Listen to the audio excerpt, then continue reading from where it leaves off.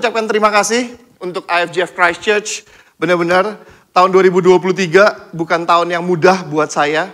Karena mungkin ada beberapa daripada kalian tahu, nggak semuanya tahu. Tapi mama saya dari akhir tahun lalu, yaitu saya lagi lihat diary saya, jurnal saya, yaitu didiagnose cancer Desember tahun lalu. Dan kemarin Oktober tanggal 17, beliau dipanggil pulang ke rumah Tuhan. Jadi tahun 2023 ini tahun yang cukup berat. Tapi udah gitu 12 hari kemudian oma saya dipanggil pulang. Kebetulan saya lagi di Indonesia. Tadinya saya udah mau kembali, tetapi oma saya tiba-tiba meninggal. Umur 97 kalau mama umur 77. Jadi saya harus extend. Tapi sekali lagi yang membuat saya tetap kuat dan yang membuat saya percaya bahwa Tuhan itu benar-benar tetap menyayangi kita semua, yaitu doa-doa kalian. IFGF Christchurch, thank you so much for all your support, all your prayers.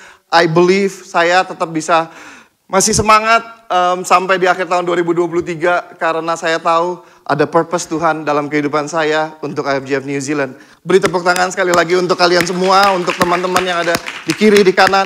Say thank you dulu dong untuk teman yang sebelah kamu gitu, katakan, hey thank you, thank you, thank you for staying faithful in 2023. Thank you, thank you, thank you.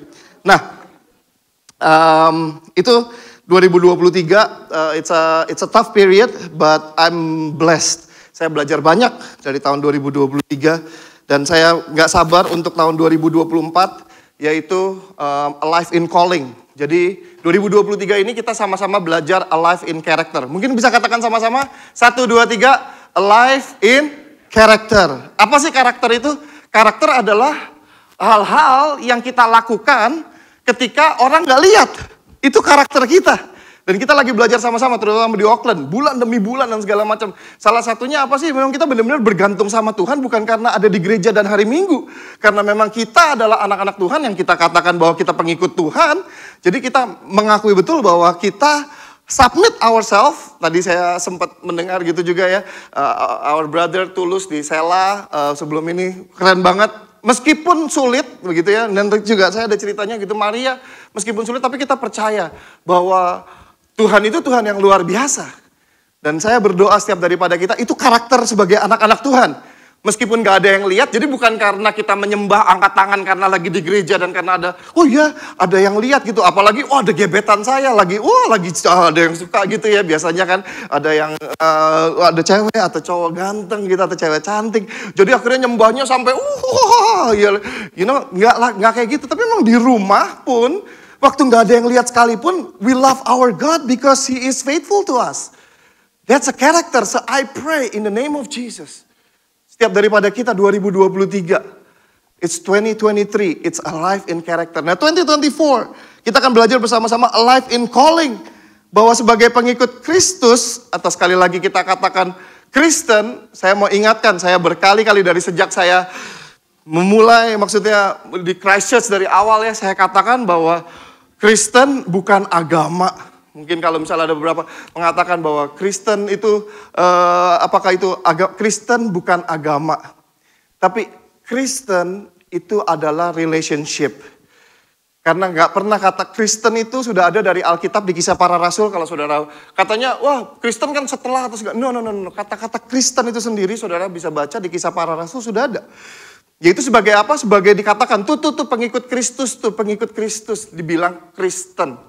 Nah, saya percaya bahwa setiap daripada kita ada di gereja saat ini bukan karena mau menu-menuin hari Minggu, karena memang kalau nggak ke gereja rasanya nggak enak gitu.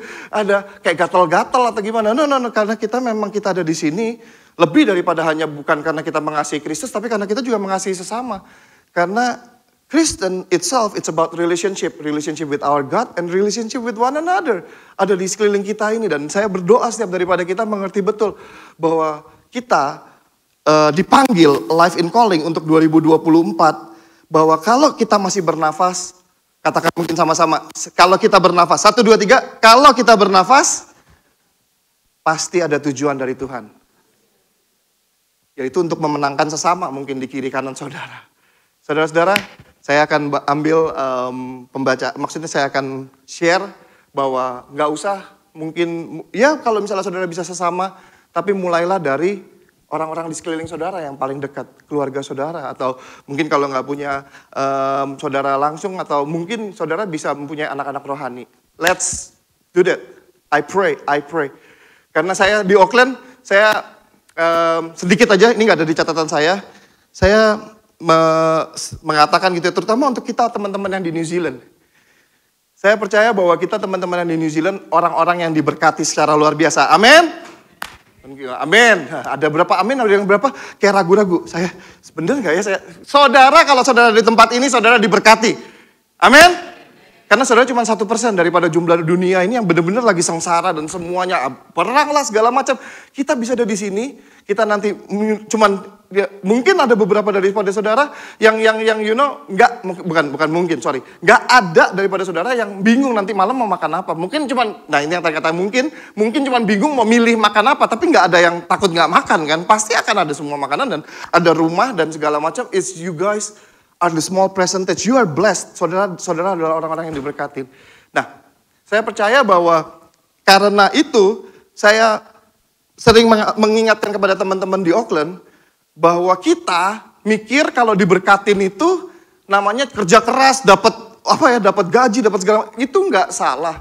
Tetapi kita jago sebenarnya. Dan bahkan kita dari kecil orang tua katakan, ayo kamu belajar yang pintar, kerja yang rajin, supaya nanti kamu diberkatin. Jadi berkesan bahwa kalau misalnya berkat dari Tuhan itu cuma kenikmatan doang. Saya udah pernah ngomong ini, saya nggak akan ulangin lagi.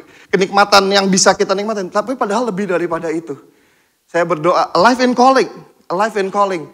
Karena kita sebenarnya orang-orang yang kalau misalnya cari uang aja sih sebenarnya jago. Tapi gimana dengan kita cari purpose kehidupan kita? Yaitu jadi berkat untuk orang-orang di sekitar kita. Pernah dipelajarin nggak sebenarnya? Pernah dikulik nggak? This is actually different ball game. Saya berdoa setiap daripada kita bisa bersama-sama ambil keputusan untuk 2024. Life in calling, it's not just because bless me, oh Lord, but how can I be a blessing for others? Amin? Haleluya, masih banyak. Kita katakan sama-sama, blessing for others. 1, 2, 3, blessing for others. That's what we called for. Dan di sini kita belajar minggu ini, yaitu Merry Christmas, staying faithful during the faithless time.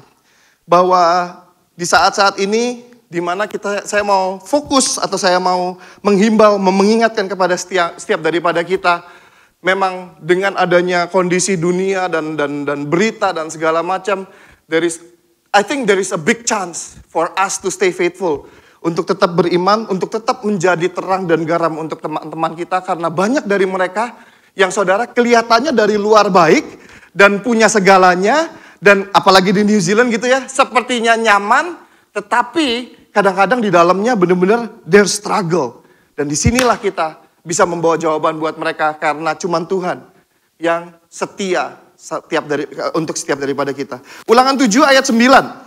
Ulangan 7 ayat 9, saya kasih bahasa Inggrisnya karena kalau memang ada yang beberapa teman-teman ada yang mungkin prefer bahasa Inggris. Tapi sekali lagi saya saya undang untuk semua baca sama-sama, yaitu Ulangan 7 ayat 9. 1, 2, 3. Sebab itu haruslah kau ketahui bahwa Tuhan Allahmu dialah Allah yang setia, yang memegang perjanjian dan kasih setianya terhadap orang yang kasih kepadanya dan berpegang pada perintahnya sampai kepada beribu-ribu. Amin. Hanya beberapa yang baca. Yang lain bisa kebaca nggak? Kejauhan ya? Kurang besar atau?